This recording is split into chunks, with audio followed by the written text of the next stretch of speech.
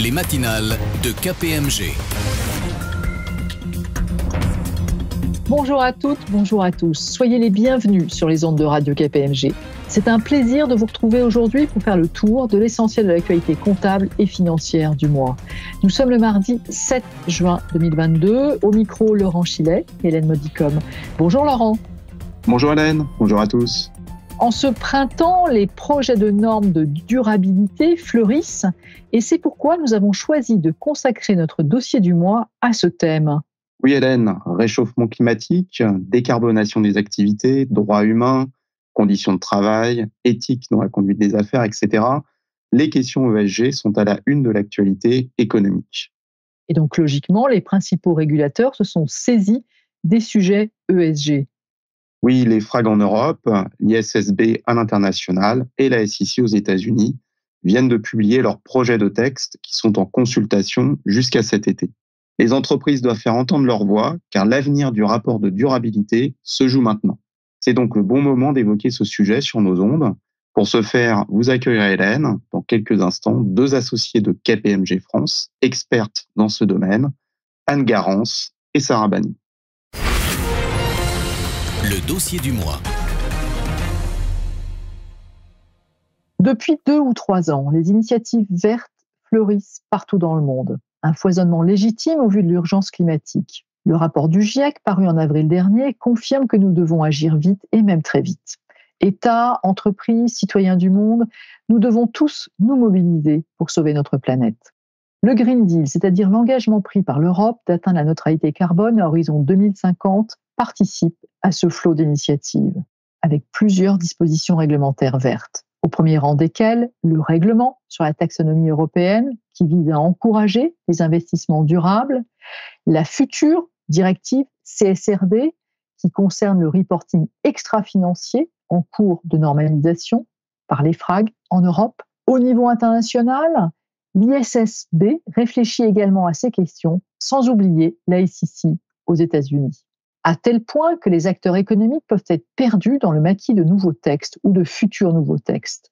C'est pourquoi il nous a paru indispensable de consacrer notre dossier du mois aux questions de responsabilité sociale, sociétale et environnementale, et plus particulièrement aux futures normes de durabilité.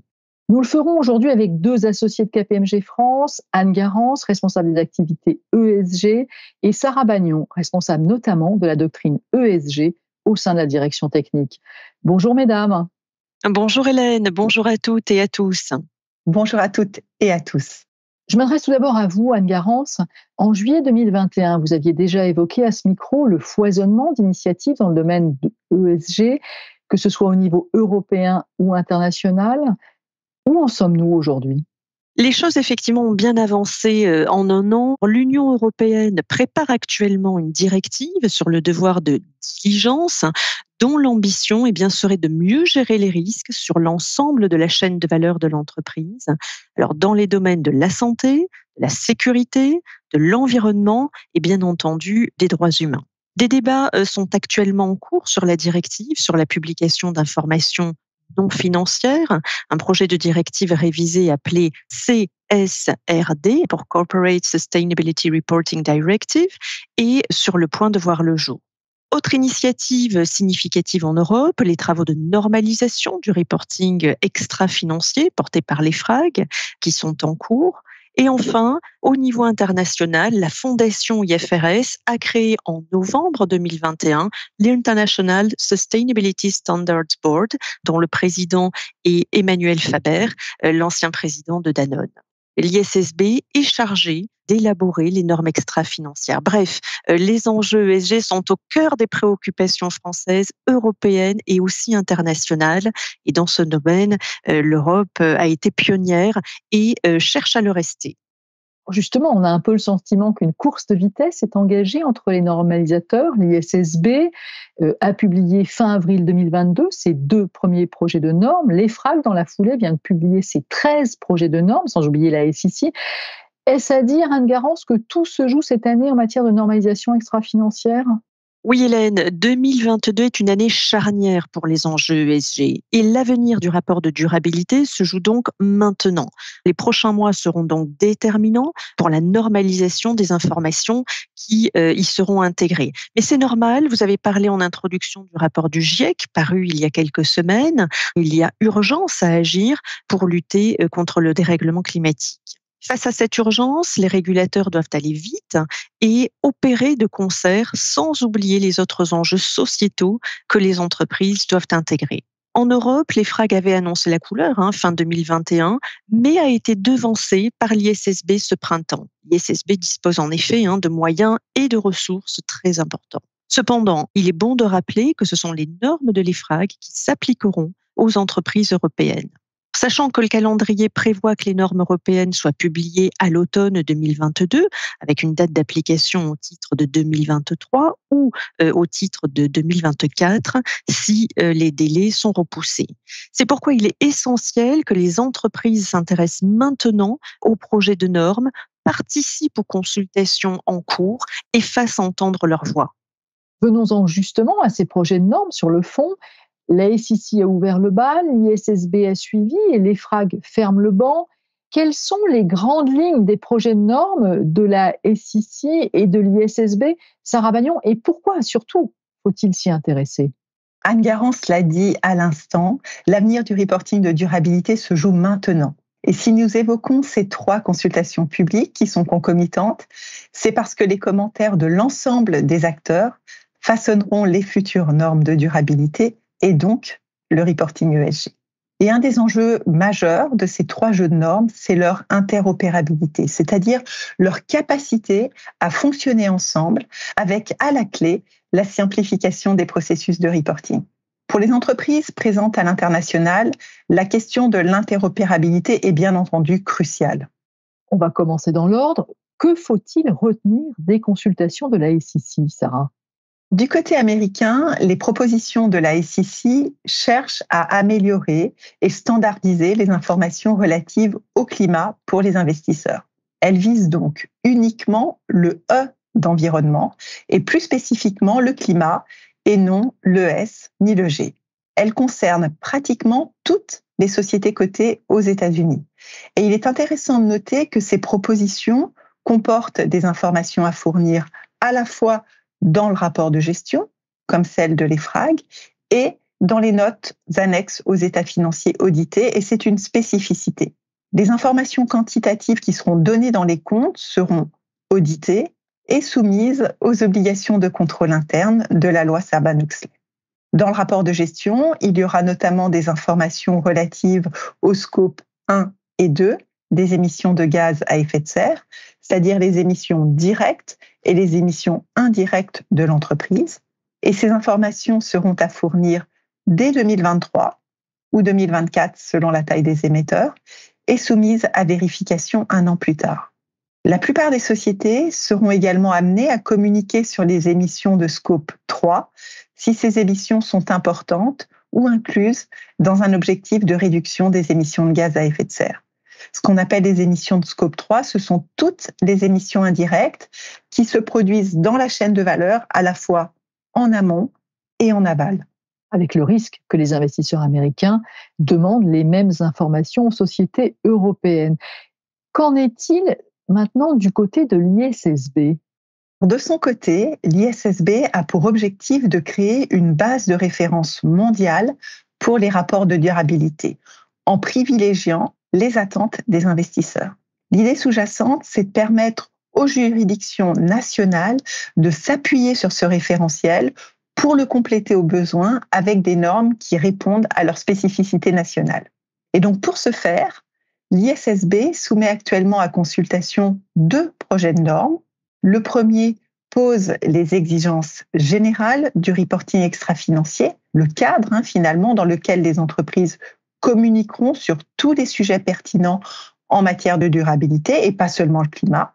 Et le second exposé sondage couvre les questions de reporting climatique et s'appuie sur les recommandations de la TCFD, donc la Task Force on Climate-Related Financial Disclosures.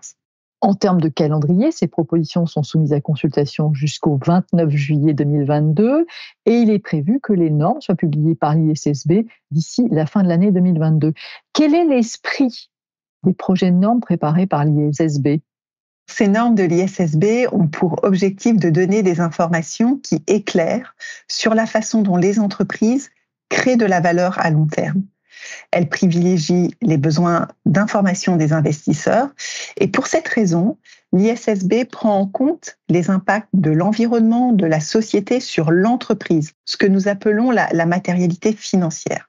L'ISSB met ses rapports de durabilité au même plan que les états financiers et va travailler en étroite collaboration avec l'IASB pour assurer la connectivité, la compatibilité entre les normes comptables, IFRS, et les normes de durabilité. On va maintenant se tourner vers l'Europe. S'agissant donc des propositions de l'EFRAG, ces projets de normes permettront à terme d'établir le rapport de durabilité des entreprises européennes. C'est bien l'objectif visé. Oui, c'est bien la feuille de route de l'EFRAG. Pour rafraîchir rapidement la mémoire de nos auditeurs, la CSRD, qu'Anne a évoqué tout à l'heure, remplacera un jour la directive actuelle, qui a donné lieu à la déclaration de performance extra-financière ou DPEF en France. En conséquence, cette DPEF disparaîtra bientôt et sera remplacée par le rapport de durabilité. L'objectif visé est d'apporter en Europe une meilleure comparabilité et une plus grande transparence des informations extra-financières, et ce, dans un avenir proche. Mais à qui ces nouvelles dispositions en matière de reporting extra-financier s'appliqueront-elles et à partir de quand, Sarah ? Le projet de directive, publié en avril 2021, a élargi le périmètre des sociétés visées par le rapport de durabilité. Donc, seront concernées à compter de 2023 ou 2024, en fonction des débats en cours, les grandes sociétés cotées et non cotées. Et par grande société, on entend une entité qui dépasse 2 des 3 critères suivants sur une base consolidée, à savoir 20 millions d'euros de total bilan, 40 millions d'euros de chiffre d'affaires, 250 salariés. Et ce, quel que soit le statut juridique de l'entreprise. Donc, toutes les sociétés ayant une forme commerciale seront désormais concernées. Seront également concernées, à compter de l'exercice 2026, les petites et moyennes sociétés cotées. Donc, finalement, demain, c'est globalement plus de 50 000 entreprises européennes qui seraient visées par cette nouvelle directive, alors qu'aujourd'hui, 11 000 sociétés environ le sont. Un périmètre qui s'élargit donc de manière très significative. Et quelles seront les nouvelles obligations des entreprises européennes ? Les entreprises européennes visées devront établir un rapport de durabilité qui sera inclus dans le rapport de gestion et vérifié par un tiers externe, avec un niveau d'assurance modéré dans un premier temps et raisonnable ensuite. Peu de changements prévus sur ces points pour les sociétés françaises. La structure globale des rapports de durabilité ne sera pas très différente des déclarations de performance extra-financière actuelles. Néanmoins, quelques évolutions sont à noter, notamment sur le volet stratégie. L'entreprise devra décrire son modèle d'affaires et sa résilience aux enjeux climatiques. En clair, le plan d'action qu'elle a mis en place pour être compatible avec l'accord de Paris. Elle précisera aussi le rôle de la gouvernance, sa composition et son implication dans le développement durable, avec, à la clé, on imagine une question de responsabilité. Sur le volet politique, l'entreprise devra afficher les objectifs associés aux politiques de gestion des risques RSE, et ce rapport de durabilité ne se contentera pas de présenter les résultats et progrès accomplis au cours de l'exercice écoulé, car des informations prospectives devront également être publiées.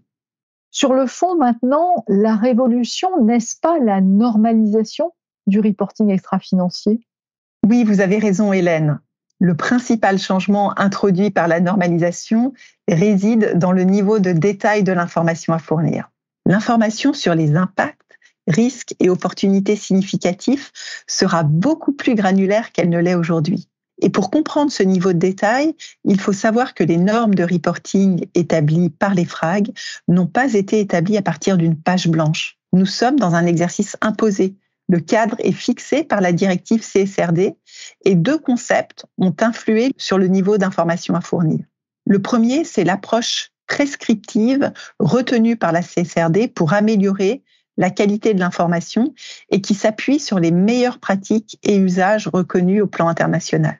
Le second est l'alignement avec les politiques publiques. Lors de la rédaction des exposés sondages, l'EFRAG a par exemple veillé à ce que tous les indicateurs devant être fournis par les établissements financiers soient couverts par les obligations d'information à fournir des entreprises industrielles et commerciales notamment.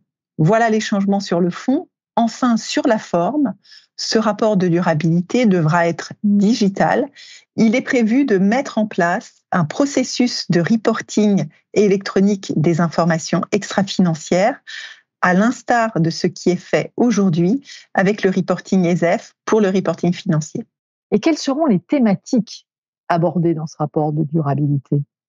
Tout d'abord, il faut bien comprendre que ces rapports de durabilité devront être structurés en 3 parties. Une première partie sur la stratégie, une deuxième sur la description des politiques et plans d'action, et enfin la présentation des résultats associés. Sachant que les risques portent sur les questions environnementales, sociales et de gouvernance, les 3 piliers de l'ESG. Si on entre un peu plus dans le détail, le pilier environnement couvre les 6 objectifs environnementaux de la taxonomie durable européenne, avec les 2 premiers objectifs regroupés dans la norme sur le climat. Il s'articule autour de 5 grands thèmes: l'atténuation et l'adaptation du changement climatique, la pollution, l'eau et les ressources marines, la biodiversité et les écosystèmes, et l'économie circulaire.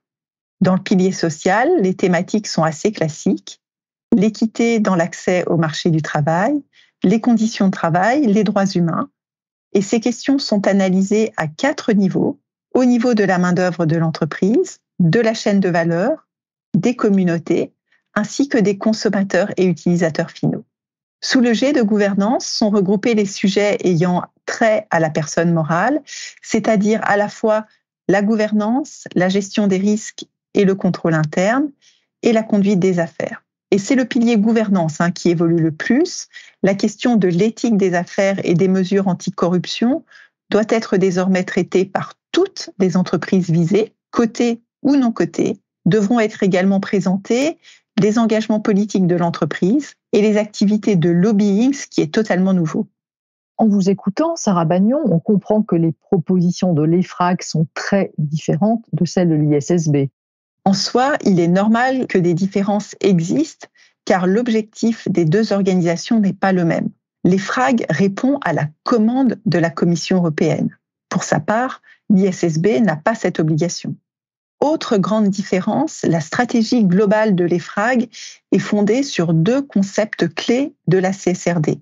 Une approche multi-parties prenantes, donc les normes s'adressent à toutes les parties prenantes et pas seulement ou principalement aux investisseurs, comme les normes de l'ISSB. Et découle de cette approche un principe de double matérialité qui prend en compte à la fois les impacts de l'environnement, de la société au sens large, de l'économie sur l'entreprise, ce que nous appelons la matérialité financière, ainsi que les impacts générés par l'entreprise sur son environnement extérieur, qui est quant à elle la matérialité d'impact, là où l'ISSB ne retient que la matérialité financière.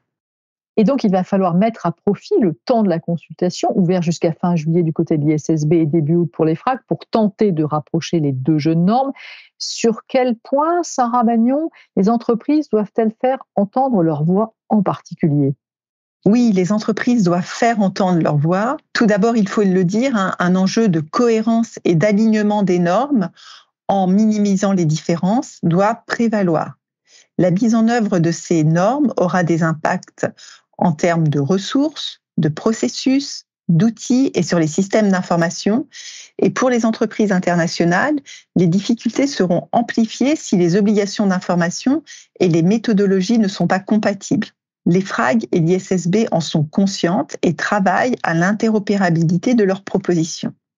Autre point important, l'EFRAG reconnaît que ces propositions pourraient être difficiles à mettre en œuvre la première année pour les nouveaux préparateurs et potentiellement aussi pour les grands groupes qui établissent déjà des DPEF. Donc la consultation publique interroge sur la possibilité d'introduire progressivement les normes européennes. Et donc il est important que les entreprises s'expriment sur cette question également. Enfin, et c'est le sens de l'histoire, la gouvernance de l'entreprise va être de plus en plus impliquée et responsabilisée dans le suivi des enjeux ESG. On peut donc penser que le comité d'audit va devoir s'intéresser de près à ces questions. Et je m'adresse et je me tourne de nouveau vers vous, Anne Garance. Oui, Hélène, les missions du comité d'audit devraient davantage porter sur le rapport de durabilité. Alors désormais, au même titre que nous constatons que les directions financières s'intéressent de plus en plus aux sujets extra-financiers, eh bien le comité d'audit devra également suivre le processus de reporting des informations extra-financières, s'assurer de l'efficacité du contrôle interne en matière de risque ESG de l'entreprise et enfin suivre le contrôle légal du rapport de durabilité et d'informer le conseil d'administration des résultats de cette vérification ou audit externe. Dernière information importante, selon le projet de texte, le comité d'audit serait également chargé du suivi du processus de reporting électronique des informations extra-financières. Une question qui est importante et qui est tout à fait légitime. Comment les entreprises réagissent à ces évolutions normatives et quels conseils avez-vous à leur prodiguer pour bien se préparer? Elles sont inquiètes en vue de la quantité de nouvelles informations attendues et du peu de temps finalement dont elles disposent pour s'y conformer. Mais comme souvent, une bonne anticipation est la clé du succès. Pour les entreprises nouvellement soumises, nous les encourageons à débuter la préparation du rapport de durabilité dès l'exercice 2022 afin de structurer la démarche en interne et d'identifier les potentiels points de difficulté. Pour les entreprises qui étaient déjà soumises au dispositif DPEF, eh bien, nous les encourageons à bien identifier les nouvelles informations à communiquer afin d'enrichir leur communication. Plus précisément, de réaliser un diagnostic cet automne pour identifier les éléments potentiellement manquants. À se préparer aussi aux questions des comités d'audit et potentiellement de l'AMF, et enfin à travailler en collaboration avec leur organisme tiers indépendant, leur OTI, afin d'anticiper la vérification des informations nouvellement communiquées et peut-être prévoir des audits à blanc. Mais au-delà du rapport de durabilité dont nous avons longuement parlé dans cet entretien, c'est la stratégie même des entreprises qui va devoir être repensée pour décarboner leur activité. Les sujets ESG vont être au cœur de la stratégie des entreprises. Qu'observez-vous, Anne, dans les groupes? Actuellement, un mouvement s'opère au sein des groupes. Le reporting extra-financier sort de la sphère des directions RSE et passe dans les mains des directions financières. Car ne l'oublions pas, l'information extra-financière et financière ont vocation à converger. Ce mouvement fait donc sens et à terme, les directions RSE se consacreront à la stratégie et à la transformation potentielle des business models. Et au-delà de la normalisation de l'information extra-financière et du reporting de durabilité, qui sera un outil de pilotage, eh bien l'ESG devient un sujet de transformation. Certains grands groupes ont d'ailleurs fusionné leur comité RSE et stratégie. Face au changement climatique, mais aussi face à la raréfaction des ressources ou encore à la population grandissante, par exemple, eh bien, les entreprises doivent s'adapter et repenser leur modèle. C'est aujourd'hui ce qu'attendent les parties prenantes. À court terme, on peut dire sans exagérer que chaque sujet, qu'il soit d'ordre opérationnel, technologique, comptable, fiscal, juridique, etc., devra être considéré sous le prisme de l'ESG, en veillant à ne pas tomber, bien sûr, dans le greenwashing. Nous sommes vraiment au début d'une nouvelle ère. Dans ce contexte de profonde transformation de notre économie, j'imagine que les offres de services de KPMG s'adaptent également pour répondre aux nouvelles attentes des entreprises. Oui, Hélène, nous nous organisons en conséquence pour répondre à ces nouveaux enjeux. Et c'est pourquoi nos offres de services ESG se structurent en 3 piliers: transformation, reporting et audit. Au-delà de ce dispositif matriciel et des nombreux recrutements en cours, nous œuvrons avec tous les autres départements du cabinet pour développer davantage les synergies. Selon les sujets, les doubles ou triples expertises font sens. Par exemple, pour le climat et la décarbonation de l'entreprise, nous proposons des synergies entre des experts ESG et des experts en stratégie qui vont éclairer les directeurs opérationnels sur la nécessaire transformation de leur métier avec la revue de leur dashboard. S'agissant par exemple du passage au statut d'entreprise à mission, eh bien, des experts ESG et des experts de la conduite au changement travailleront ensemble pour que les membres du COMEX intègrent chacun cette nouvelle boussole, on va dire, dans leur prise de décision et mettent en place un meilleur suivi de leur feuille de route. Un grand merci à toutes les deux pour vos éclairages et pour ce long entretien qui, je l'espère, aura intéressé nos auditeurs. Si vous avez besoin d'être accompagné dans ce domaine, nos experts ESG sont bien entendu à votre entière disposition et vous pouvez également consulter toutes les publications ESG sur le site de KPMG International. À très bientôt donc. Les matinales de KPMG.